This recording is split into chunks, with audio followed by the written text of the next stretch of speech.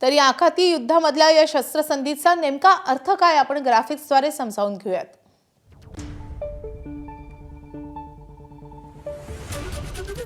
युद्ध थांबले पण तात्पुरते। 15 दिवसांनंतर काय याची चिंता मात्र कायम आहे।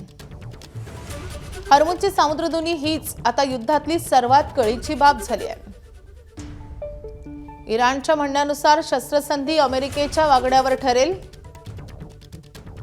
तर पुढील चर्चा इस्लामाबादेत होतीये। यशस्वी शिष्टाईमुळे पाकिस्तानचं नाक मात्र वर येत आहे। इराणनं ट्रम्पला दिलेले 10 मुद्दे अमेरिकेला पटतीलच असं म्हणता येत नाही। इराणच्या अण्वस्त्र कार्यक्रमावर उत्तरं मिळण्याऐवजी नवेच प्रश्न समोर उभे राहिले आहेत। तर शस्त्रसंधी झाली तरी सैन्य हालचाली पाहता युद्ध सज्जता कायम आहे।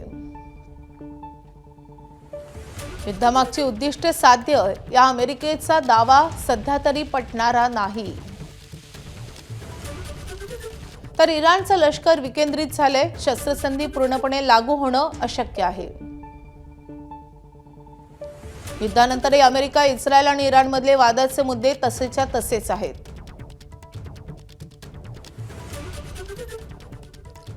तर इराणनं अमेरिकेसमोर कोणत्या अटी ठेवल्यात आपण पाहतोय। इराणवरील हल्ले थांबवण्याची हमी अमेरिकेनं द्यावी ही इराणची एक प्रमुख अट आहे।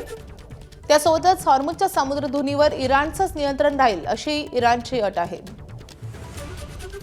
युरेनियम समृद्धीकरणाचे इराणचे हक्क अबाधित ठेवण्याची अट कायम ठेवण्यात आलेली आहे। सोबतच इराणवरील सर्व निर्बंध हटवावे अशी देखील इराणची मागणी आहे। संयुक्त राष्ट्र सुरक्षा परिषदेचे इराण विरोधी सर्व ठराव मागे घ्या। इराण विरोधातल्या आंतरराष्ट्रीय अणुऊर्जा आयोगाचे सर्व ठरावही मागे घ्या। इराणला नुकसान भरपाई द्या। प्रदेशातून अमेरिकेचं लष्कर मागे घ्या। लेबनॉनसह सर्व आघाड्यांवर युद्धविराम व्हावा अशी देखील इराणची एक प्रमुख अट आहे।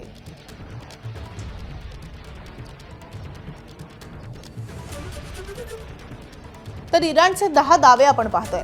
अमेरिका हल्ले करणार नाही। हॉर्मुझवर इराणचाच ताबा असेल। इराणचा अण्वस्त्र कार्यक्रम सुरूच राहील। इराणवरचे सर्व प्राथमिक निर्बंध हटवण्यात आलेत। इराणवरचे दुसऱ्या स्तरावरचेही निर्बंध हटवण्यात आलेत। सुरक्षा परिषदेतील ठराव संपुष्टात येतील।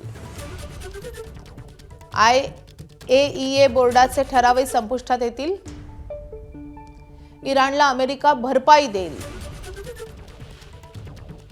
अमेरिकेचं सैन्य माघार घेईल आणि सर्व आघाड्यांवरचे अगदी संरक्षणार्थही युद्ध समाप्त झाल्याचा इराणचा दावा आहे। ABP माझा, उघडा डोळे बघा नीट।